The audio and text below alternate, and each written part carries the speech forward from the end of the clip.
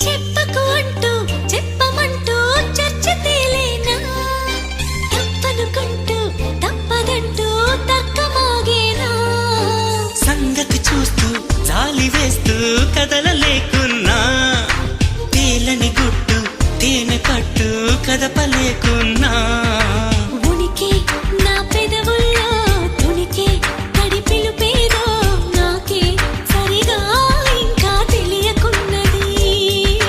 తనలో తను ఏదేదో కొణిగి